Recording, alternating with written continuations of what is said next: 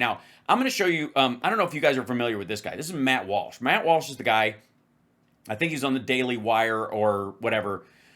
And he's the guy who did the What is a Woman documentary, the anti-trans documentary, this asshole. Which, by the way, I got to say, his logo looks like two gay triangles, like just different colors. Matt doing this MW thing that they slide, whatever. Anyways, yeah, so this fucking dude, in case you don't know who he is. This is a segment from his most recent show. And the title of this segment is, because they chapter these things out, I'm telling you, this title is, the title of the like, it's very small title. Can you see the title of that? The title of this segment is Pam Bondi is Canceled. This is fucking What is a Woman, Matt Walsh, right? Pam Bondi is canceled. Why? For the same reason a bunch of other people are flipping out. We're going to go right from the opening to the cancellation today. It'll be a slightly abbreviated show. And I want to talk about this. The assassination of Charlie Kirk was one of the most direct and consequential attacks on the freedom of speech in American history. And again, no, it wasn't. Unless you let it be. Regardless of your political beliefs, that's undeniable. It was an attempt. It doesn't have to be successful. That would make it the most consequential one. If it had consequences because you get less free speech after his death, then whose fucking fault is that? We'll get to it. For Christians and conservatives in particular, the assassination was the latest and most horrifying of many, many recent efforts to undermine our fundamental civil liberties. Oh, you mean like the dude who shot up the CDC and because he bought into right-wing propaganda about the fucking vaccines, who killed the black cop, who's, by the way, the guy's last name was White, the shooter. Weird. Anyways. Christians have been arrested. I can understand why you might ignore that. For praying peacefully outside of abortion clinics. They've been punished for refusing to bake cakes for gay weddings. Yes, it's basically the same as walking from your car to your job at the CDC and having to duck for cover. Using to fund contraceptives for employees. And now, in a very public fashion, one of the most prominent Christian voices in the country was gunned down for expressing his political views and his faith. And the answer to that from the right wing is, good, you're right, let's end free speech. Now, in the wake of Charlie's murder, I said something that I still believe is true. I still very much believe, which is that on the right, and only on the right, now is the time for unity. Now, why would he have to say that?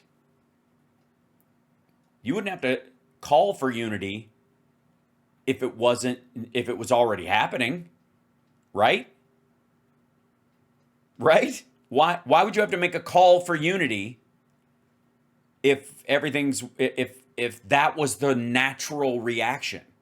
And I say only on the right because that's the only place where there can be unity. There cannot be unity with the left. It is. Yes, we call that democracy, and obviously Democrats are for democracy, and you can't have that happen because if you guys had to compete on actual policy, you lose every time. You're worse on the economy, you're worse on social programs and support for the entire structure of the United States, you're worse on technology. Literally impossible. Literally not.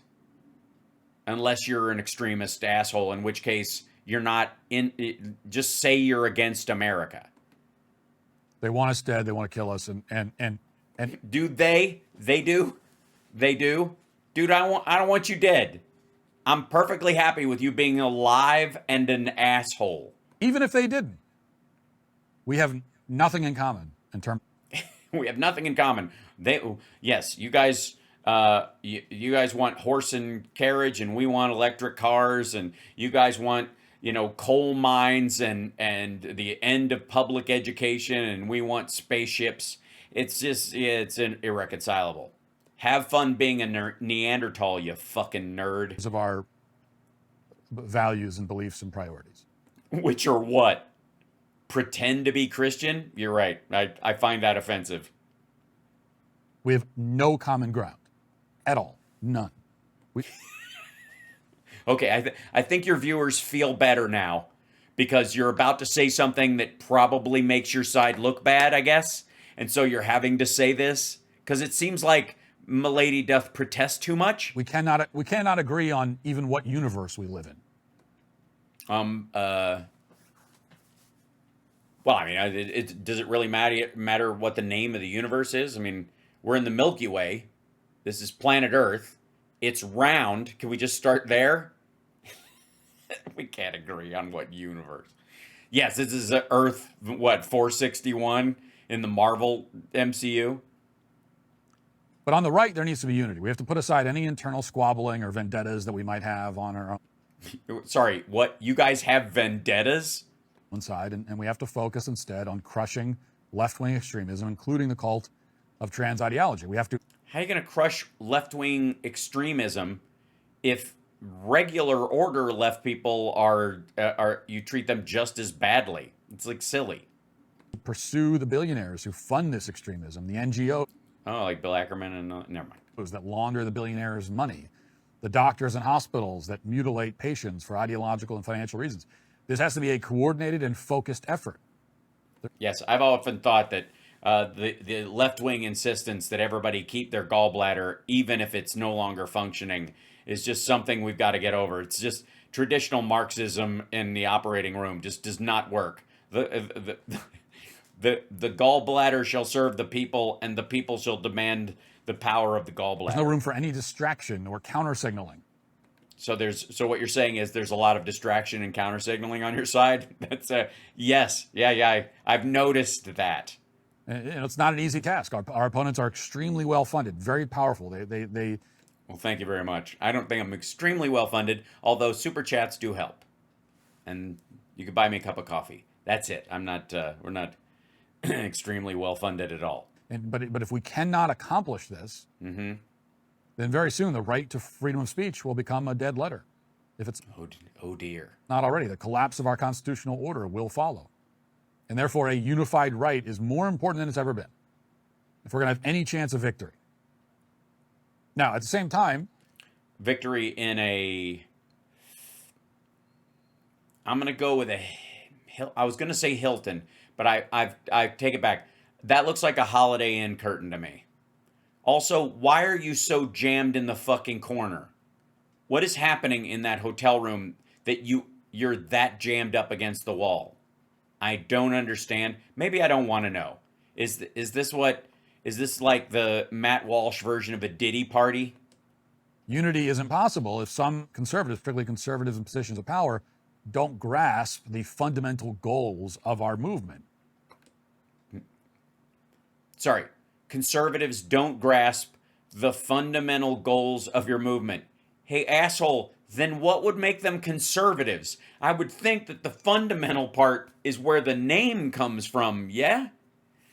You guys have fucking problems. And that's why, although it's obviously not an ideal obviously situation, I wish we didn't have to do this right now. Well, you do, I guess. We do need to talk at some length about the recent remarks of Pam Bondi, the attorney. Ooh, but she's perfect. You know, well, she's second to perfect. Obviously, Matt Gaetz, the fucking sex trafficking buddy of Joel Greenberg, who allegedly dosed underage girls, flew them out of states for sex while they were on drugs, was your first choice for AG. But your second choice, I mean, according to Trump, she's perfect. So I don't even know how you're allowed to criticize her, but I guess go for it. I don't even know if it's going to stick, though. In general, particularly what she said on a podcast hosted by Katie Miller, who's the wife Stephen Miller's Elon adjacent wife of top White House advisor Stephen Miller. And sex toy of Elon Musk, allegedly. Now, you may have seen portions of this interview online, but I'm going to play footage with some more context. Put bluntly, these remarks, along with her job performance in other areas, disqualify Pam Bondi from serving as the Attorney General of the United States. They make it. No, they don't, actually. Only Trump can get rid of her, and he's sticking by her. So he happens to think, fucknut, that she is doing the job he wants her to do. So, I don't know, I guess he's not aware of the fundamental goals of your movement. Very clear that she is not equipped to lead the war on left-wing domestic terrorism that must urgently be waged. And when I talked about unifying on the right, I did, as you remember, make an explicit exception for politicians and public officials. And this is why we still need to be able to criticize them when they drop the ball. And Pam Bondi is dropping the ball egregiously. I don't know. I think I got to say, you need to show me the fucking play.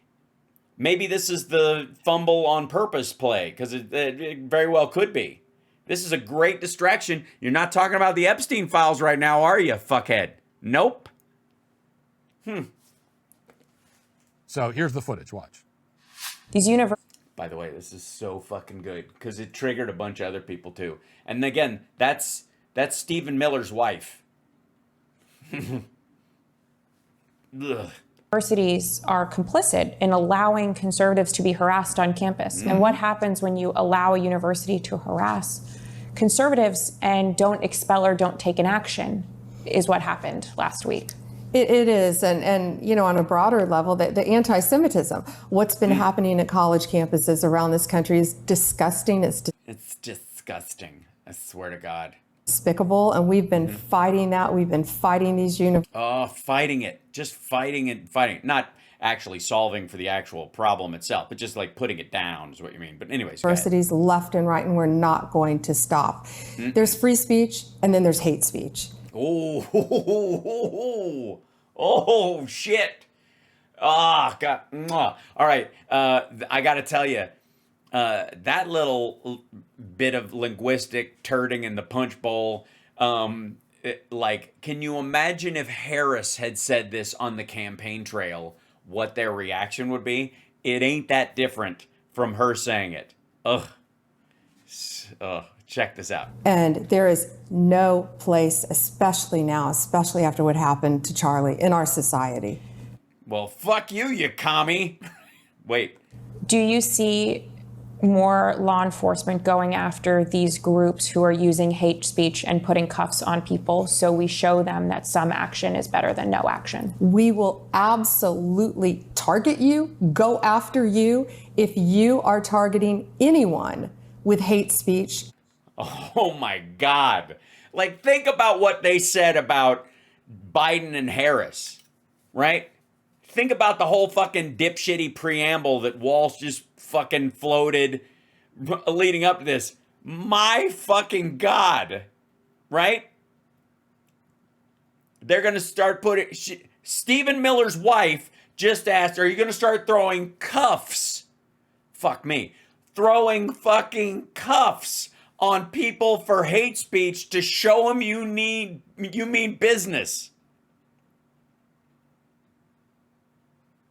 Just fucking wow. Anything, and that's across the aisle. Yeah. The hate speech pro Trump or anti-Trump, I guess. So I guess if you attack Democrats, I guess. Right? Maybe she was going to throw cuffs on fucking Kash Patel for the shit he was throwing around during his hearing this week. I mean, look what happened. Think about Josh Shapiro. What happened to Governor Shapiro? I talked to Josh multiple times. Democrat governor, Jewish. They firebombed his house. Yeah, but they did it with actual incendiary devices, not just words. But please... While I don't want to get in the way of you digging a fucking hole. While his wife and children were sleeping upstairs, it's a miracle. Nothing worse happened to, it's a miracle that nothing happened to Josh and he and his family are safe. This should not need to be said.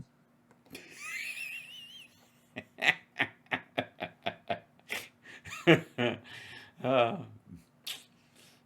but it does. But the concept of hate speech should never be invoked. Never. It must not. What? You tell him, Captain Butch. Okay. Let me tell you something. Difference between a regular crime and a hate crime. The reason why a hate crime is a real thing is because just like the laws about if you kill a police officer, you're more likely to kill another police officer or a member of the public because you have a wanton disregard for human life. And if you're willing to kill somebody who's an armed representative of the state, then you're more likely to kill any other person in the same uniform. So you're a threat to the community on a grander scale than if you had a problem with fucking Dave and you shot Dave and that's over now. There's a chance you could be rehabbed and go. The chance of you running into another perfect storm like you and Dave had is slimmer than if you shot Dave because he was Hispanic. And hate speech, everybody should be allowed to say whatever the fuck they want. If they get fired for it, that's their ass, because their company doesn't have to have you representing them if you're hateful, right? That's not on them. Get your own fucking job. Build your own company. Open up hate cakes and shut the fuck up, right? But if you get fired for doing that, that's your business has that right because they have free speech too. They don't have to fucking suck up to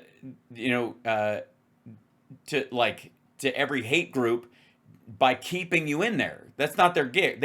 They want to sell to as many people as possible, and if you're interfering with that, go fucking pound sand. All right. So hate speech itself, I don't believe should be a crime, and you should not be able to arrest someone for anything they say, and certainly not harm anybody physically for that either.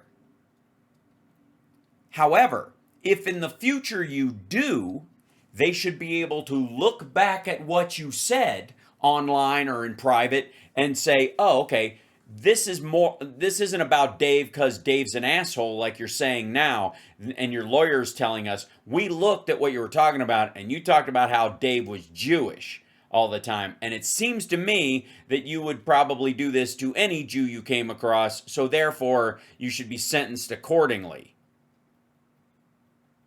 Does that make sense?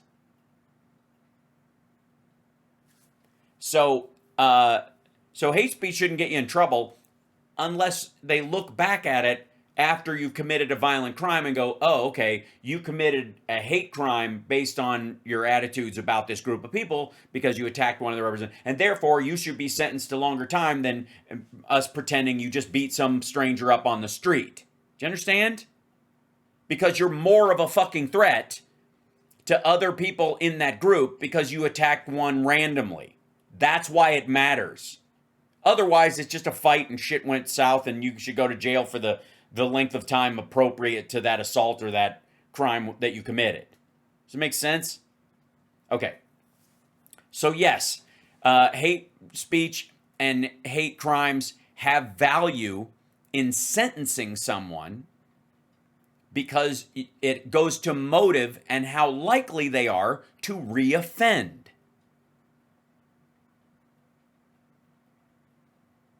But this motherfucker wants it completely out of the conversation. Why is that? Because he knows if you do and you start looking back at what people have said online, there's a lot more right-wingers that have committed violent acts when you look back at their social media history or their fucking Discord servers and all that kind of shit than there are on the left. Even the far left. Okay, so anyways, fuck this dude.